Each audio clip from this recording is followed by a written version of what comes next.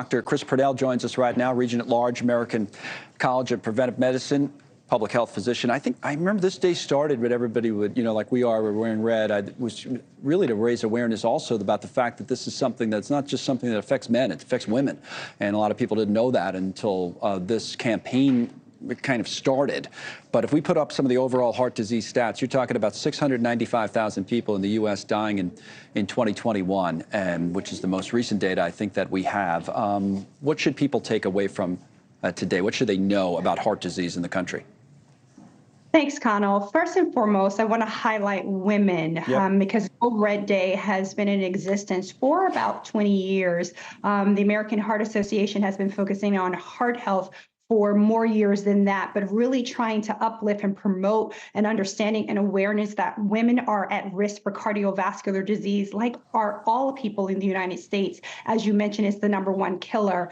For women, what is concerning is that those 20 and older, 45% of already have some heart disease forming and developing, and many of them do not know it. So we need to be able to focus on a healthy diet, limiting saturated fats, eating more whole foods, fresh fruits, vegetables, and getting busy and moving and making sure that we're doing physical activity. Yep, and you're right. So again, that's the main point of today, or one of the main points of today. It's not just men, this is women, this is everybody.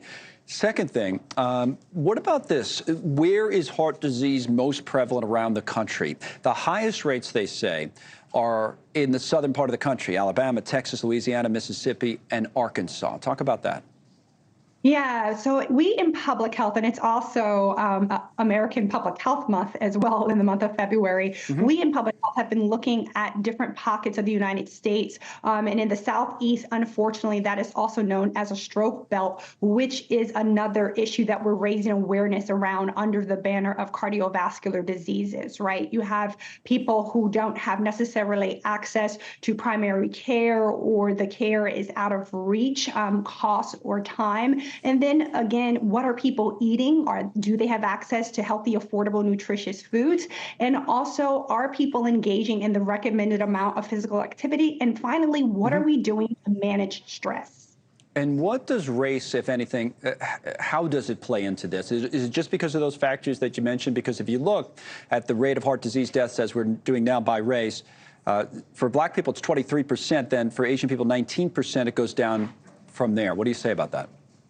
It's very important. It's actually not race, but racism. And what I mean by that is this system of structuring opportunity whereby certain groups are advantaged and other groups are disadvantaged shows up in healthcare and health disparities. And that's what you are seeing in the Black and African American population across the U.S. More Black persons have high blood pressure. In particular, more Black women have high blood pressure than any other group. We know that even that heart disease and cardiovascular issues are implicated in maternal mortality, and Black women suffer disproportionately from maternal mortality. So those are just two facts that I would like to highlight for folks. Terrific information and facts, as always, from you. So it's one, easy for us to put on a red tie or red jacket, but we thought maybe spend a few minutes on it today so people hopefully can learn something, which I think they did. Dr. Chris Pernell, thank you, as always. We'll talk to you soon.